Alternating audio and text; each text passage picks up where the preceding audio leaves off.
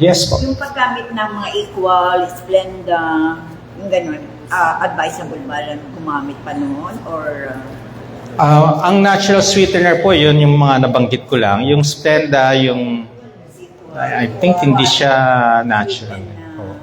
Tagal na yun eh. Oo, matagal na siya. Yes. Oo nga po. Yun ba ay pwedeng gamitin? Yes, pwede niyong gamitin naman, pero sparingly. Ibig sabihin, wag palagi. Wag araw-araw, twice a week, 3 times a week.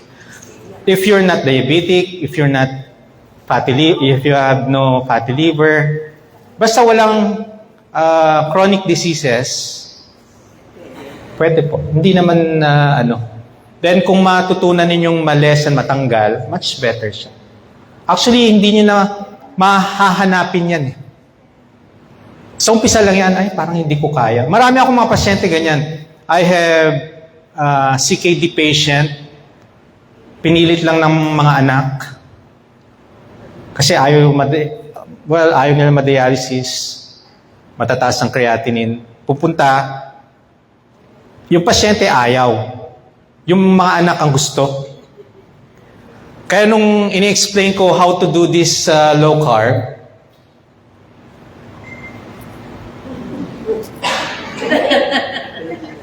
biglang sisimaw.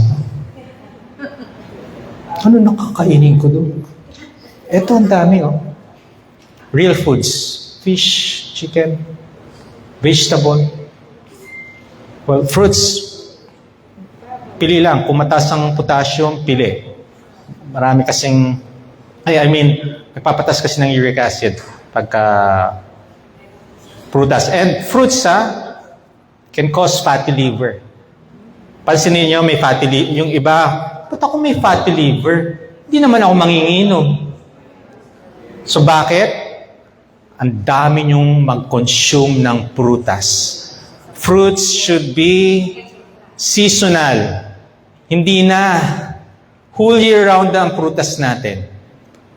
GMO, genetically modified. Mas matamis ang mga prutas, kaya nakaka-consume kayo ng isang buong pakwan in one sitting. Di ba? Umaga, gabi. Kaya napapasobra talaga ang prutas. When you consume, walang fatty liver, you can, or hindi diabetic, you can consume, yes, fruits din naman. One serving, isang hiwa lang, okay na yun. Hindi, ngayon ang hiwa natin, pa cube-cube eh. Kaya hindi mo na alam kung nakaisang hiwa ka na eh. Diba? Konti. Hanggang di nauubos, hindi nyo titigilan. Diba? So, yun, hindi gutom. Yes, when you prioritize protein, healthy fats, hindi kayo masyado nagugutom. But when you focus more on carbohydrates, high sugar, every hour, 2 hours, ay, gutom agad kayo. Yes. Kasi ganun natin yung diabetic na meron breakfast, may merienda, may lunch, Yes. magaling natuto. Kasi pag hindi ako kumain, kasi diabetic din ako. Kapatid ko kami. Opo. Kami diabetic. Pag hindi ako kumain, nangangatugak. Yes. Yan yung mga kinakatakutan nila. Hypoglycemic symptoms. Yes.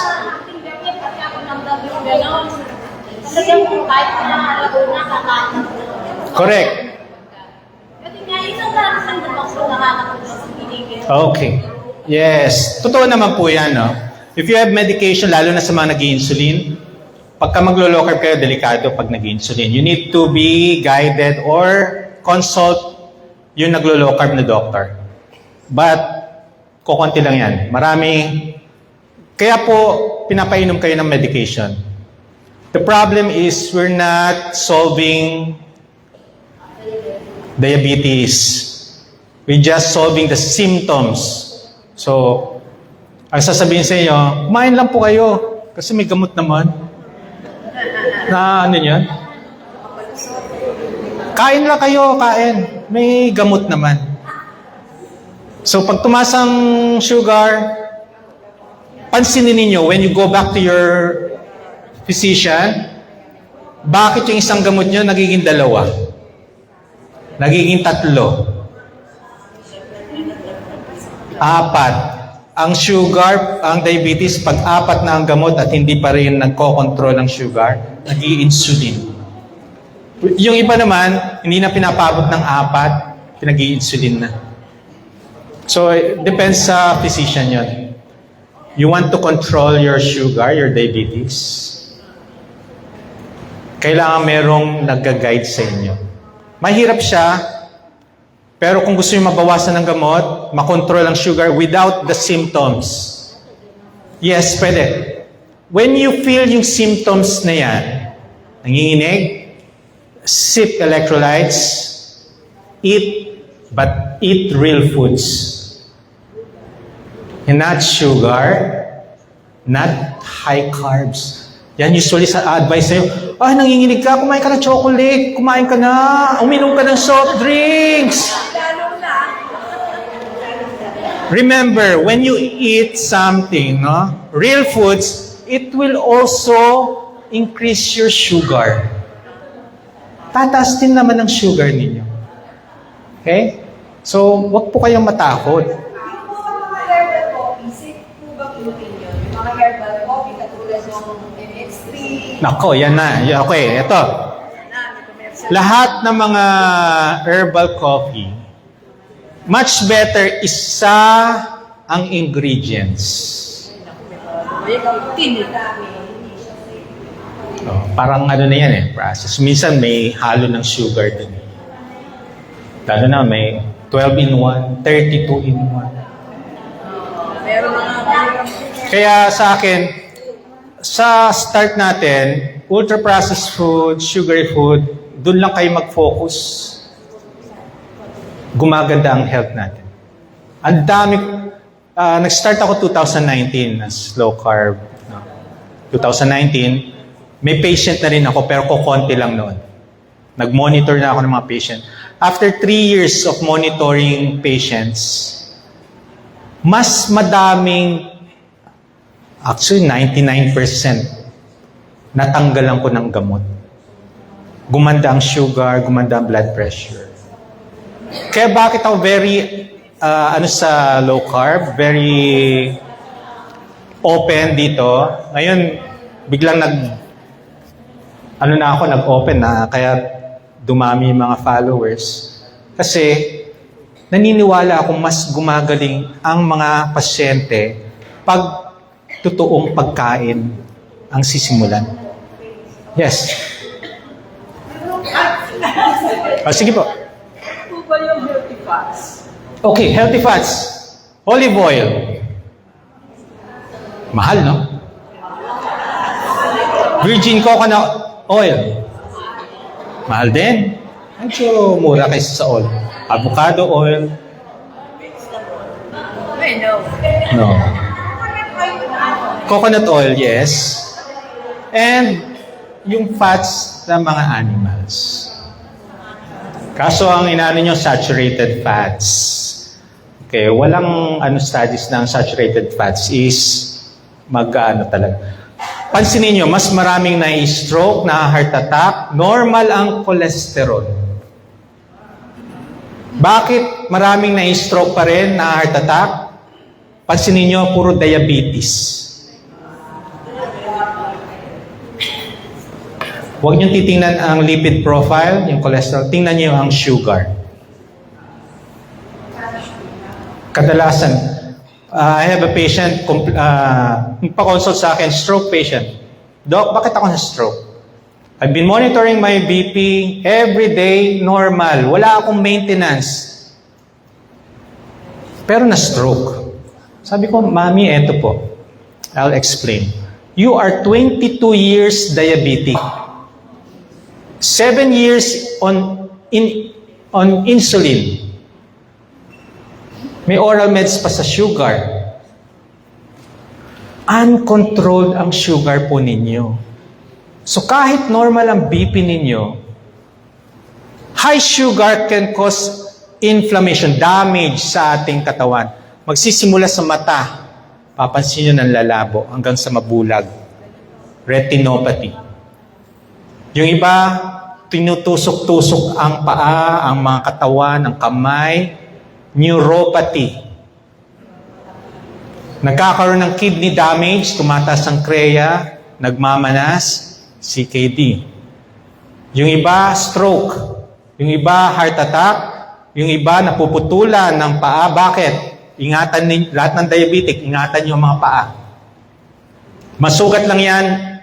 Merong iba akong pasyente, 24 hours pa lang paggising ng itim.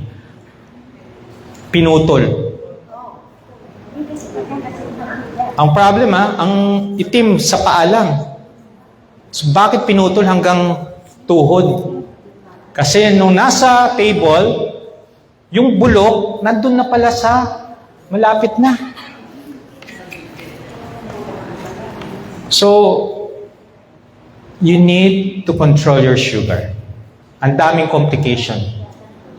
Mas takot ako sa mataas na sugar kaysa sa cholesterol. Actually, ang cholesterol, you can manage that without taking medication. How? Well, yes. Sa akin, do fasting, exercise, i-burn mo yan. Focus kayo sa fish, chicken, vegetable. Pwede. Sige. Kung takot kayo. Yung iba naman na mas naliliwanagan na sila na hindi pala nakakatakot mataas ang cholesterol and LDL. As long as, ito, sa lipid profile, ang kinakatakutan ko dyan, triglycerides and HDL. If you have high triglycerides and low HDL, high risk factor for cardiovascular disease. So risk siya. Hindi agad-agad may stroke. Kaya pagka sinabihan kayo na, ang taas ng cholesterol mo, may stroke ka. Okay? As long as, yung papel, no? Sometimes, hindi ko alam kung nag-exaggerate yung papel. Minsan, yung papel, hindi ko nakikita sa pasyente. I do not treat paper. I treat people. Kailangan makita ko ang symptoms. Okay? Eh, wala naman chest pain. Tapos, ang katawan, wow, ang ganda ng katawan. Nag-exercise regularly, hindi nagpupuyat. Tapos, ang taas ng cholesterol, ang taas ng LDL, ang ganda ng triglyceride, hindi diabetic. Sabi ko, yes, continue lang to. Hindi, kasi active ka, you will burn whatever you will eat. Iba-burn mo yan. Okay? Next. So, yan. Alam nyo na yan. Hindi ko na ipapaliwan na. Okay? Yes. Yung anak ko rin po kasi AIM. Yes po. Kaya lang mo yung mister ko, sabi nga naman ako, masisira naman na doktor niya doon sa asawa ko. Kasi, healthy living po siya, hindi siya... Yung asawa niyo? Yung asawa ko, 78 years old. So, very active, healthy living. Okay. Maingat sa pagkain. Yes. Kumakain ng marami. Nice. Oo, talaga. Anong problem? Nagtataka namin, sasakit ang tiyan, sasakit ang ulo, nahihilo. Ganun yung kanya. Okay. Kaya laging hinahamon ng anak ko. Alam mo tatay, sinabi ko sa'yo na endoscopy dahil doon sa kanya. Kamusta endoscopy? Negative. Okay. Colonoscopy. Okay. Negative. Negative. Okay. Hindi yung Bakit niya sinabi na nasisira pagka-doktor? kasi yung lahat ng pagsabi siya ng sakit, masakit ng tiyan, nahihilo, sabay-sabay. Pero pag nilaboratory, Normal lahat. Okay. Okay, ganito. Nung nakwento niyo po, no? Kukunti kumain, gano'n. Ang unang-unang tatanungin ninyo, enough ba yung tubig na iniinom? It can cause dizziness, it can cause body pain pag dehydrated. Pag sinasabi ko, sabi niya, wala yung Ano yung marami? Marami siya po minum. Ilang litro? Eh, sa akin mga 2 liters. 2 liters. One and a half, hanggang 2, gano'n, no? Eh, talaga, minsan ko nasa kapilya ako, pag magbibihis na lang ako yan, nasa kapilya na ako. Lahat may susunod sa akin, nahihiri yung asawa ko. Mauuwi ako kasi ayaw na nang wala kasama sa kasi dati. Okay, no? Yung ano niya yun, nahihiri siya. Hindi makita, no? Hindi. Okay. Unang-unang titingnan niyo is hydration.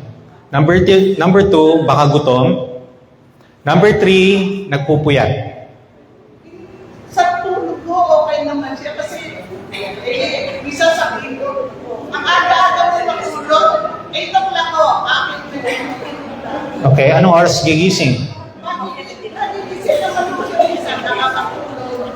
Pero sa araw, palibasan, sa bahay lang kami. Okay. Nag-exercise. Oo. Hindi ko nag-exercise. Okay, pag nag-exercise, umiinom ba ng electrolytes? Kung water lang, nadidehydrate po siya. Bakit? Ang pawis, ang ihi, hindi tubig lang. Merong mineral, may electrolytes na lumalabas. So kung pinapalitan nyo ang pawis, ihi, ng tubig, plain water lang, kulang, madidehydrate talaga. Minsan mo minsan siya. Nagpapaliro yun. Kaya minsan, Okay. Doon sa mga symptoms nyo, baka naman puro junk foods nga ang kinakain. May soft drinks pa. So, madidehydrate pa rin ang tao pagka matatamis. Nakaka-dry ng throat yan. Okay? So, madidehydrate siya.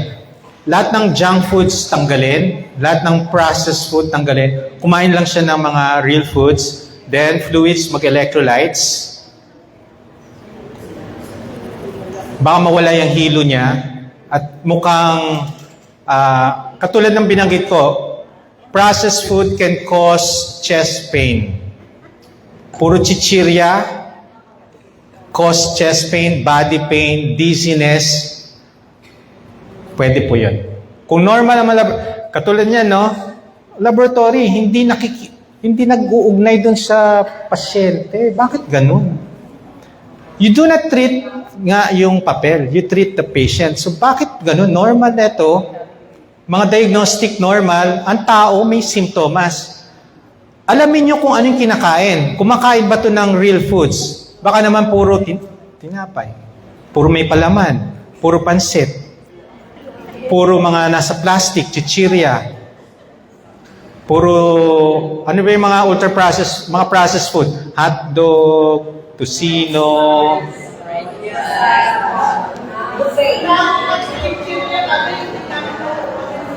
Well, malalaman ko lang once na nakausap ko ang pasyente kasi you do not see him 24 hours a day. Diba? So hindi mo na alam. Sa bahay, ang ganda-ganda ng kain. Pagdating pala sa labas, kung ano yung mga pinagkakain ng mga junk. Diba? Yes. Nag-prepare din kayo kasi sinabi mo kanina na twice a day ka lang. Gaano kadami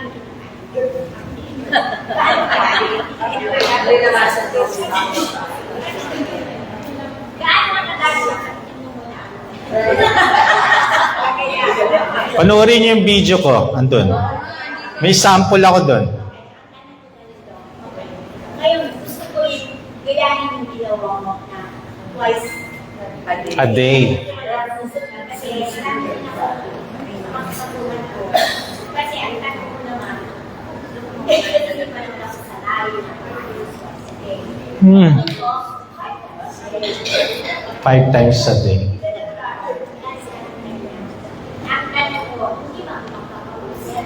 Kasi ang sabi ng mga tanda, kapag hindi ka kumain ng mga sa kukumain ka, baka ka magkausap. Eh yung to, wala ka kumain. Kaya kapag kumain ka, susunod naman yung ko.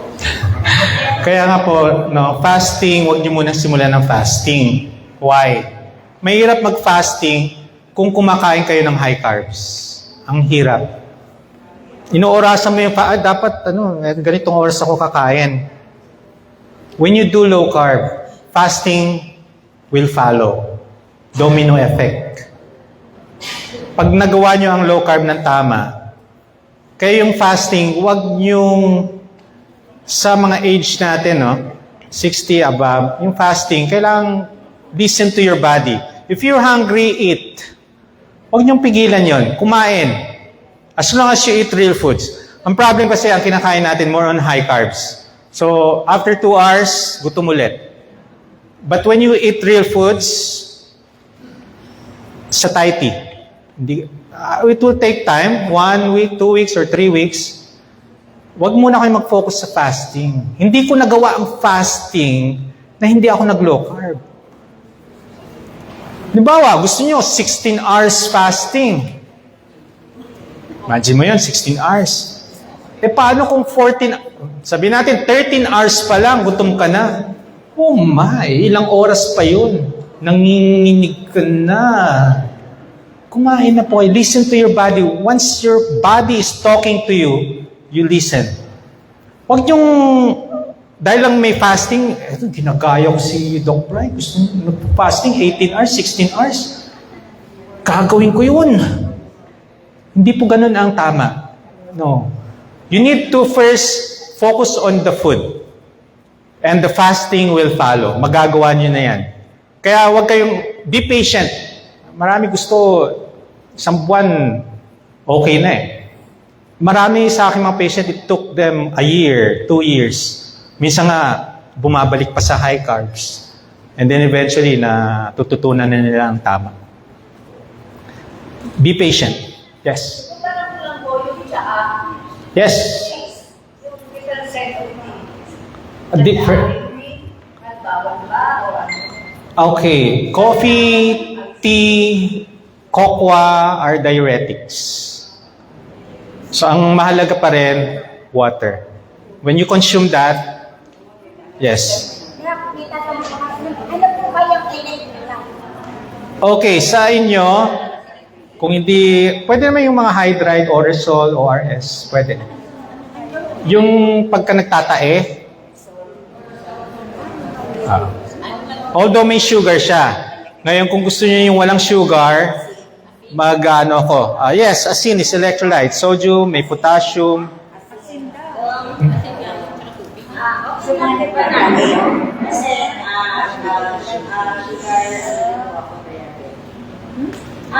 tanong lang po kung okay lang na itong monitoring device.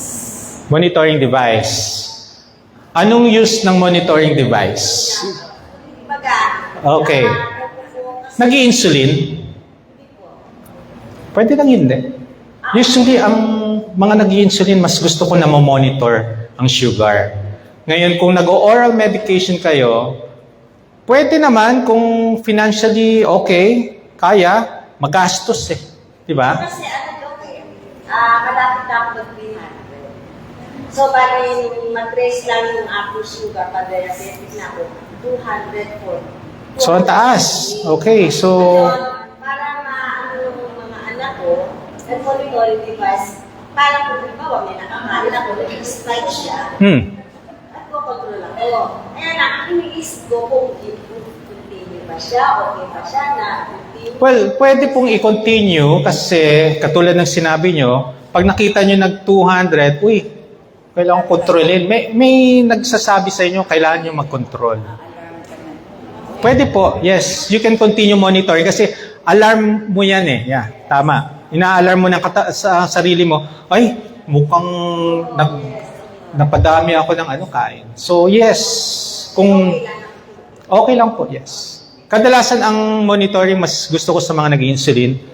Well, katulad ng mga diabetic, kain, puro matatamis, puro high carbs, addiction to sugar. Kaya hindi makokontrol ang sugar, ano mangyayari? Dadagdagan ng gamot. Pag sobrang taas pa rin, insulin. So, naghihintay na lang tayo mag-insulin kayo. If you want, you can lower that by cutting Kaya lang doon, napansin nung bumagsak yung ko na nag sa monitoring under ng 100, mabot ng 7. May naramdaman ho ba kayo? Wala. Hindi. Midnight ko yun ginising lang ako ng anak ko. Kasi, parang... Ang question, may naramdaman ho ba kayo? Wala. Naghihilig na ako. Ha? Naghihilig na ako. Parang hinilig. Hilig, kahit sino naghihilig, di ba? Yung parang na siya, parang yung tulo ko, parang Nung ginising kayo, anong pakiramdam? okay lang. Okay lang. So, hindi hypoglycemic symptoms yun. Sarapan lang talaga tulog nyo.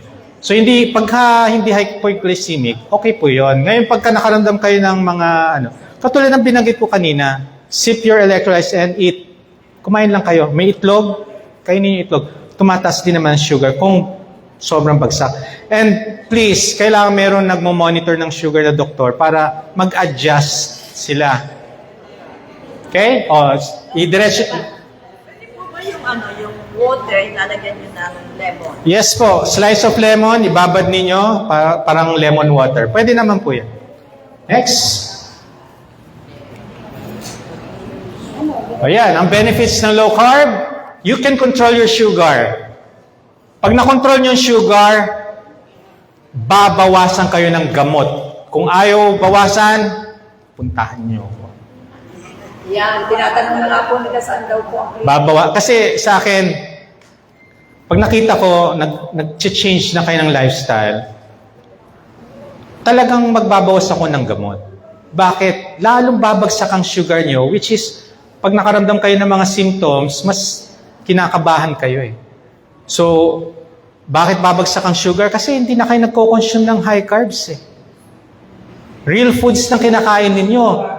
So, anong nangyayari? Gumagaling ba kayo o hindi? Gumagaling. Huwag niyo munang isipin yung payat. Marami akong mga pasyente, yan ang parang sasali ng contest ng mga naka-bikini, ayaw nilang payat. Marami ako ng pasyente, yes, Dok, ang payat-payat ko na. But when I computed their BMI, normal. Kasi marami nagsasabi, Dok, ang dami nagsasabi sa akin, mukha akong may sakit. Payatot. Pero when kinompute ko ang BMI, normal. Bakit? Nasanay sila na eto ang itsura nyo. Aparador. Tapos nung nagbawas kayo ng kinakain, 10 kilos lang ang na-lose, may cancer ka ba? Ikaw ba naman? Tingin pala sa akin, may cancer. Ewan ko, mga balidosa at balidoso yata tayo, no? Pagka na pinuna ang itsura, nagpapanting ang teng. Kaya magpapaparlor na ako. Mag-make-up ako palagi. No, compute your BMI. Yan ang the best na malalaman nyo kung healthy ang weight ninyo. Kung healthy kayo. BMI, yun lang. Huwag niyong iisipin. Pag halimbawa, naglo-low carb na kayo at may nagsasabi ng payat-payat nyo na, alam mo, that is the right time na mag-start na kayo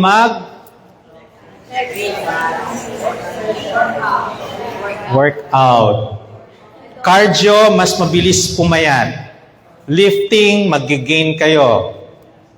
Bakit? Mabigat ang muscle. At much better, mag-focus kayo sa legs, lahat ng mga nag-age. Bakit? Balance. Di ba palagi kayo natutumba? Pinaka-importante ngayon, yung upper, hindi. Mas importante sa akin, when you age, the legs. Paano kung sobra baba ng sugar tapos ang gamot? Magbabawas po ng gamot yan. Mag-a-adjust. Gaano kababa yung sugar?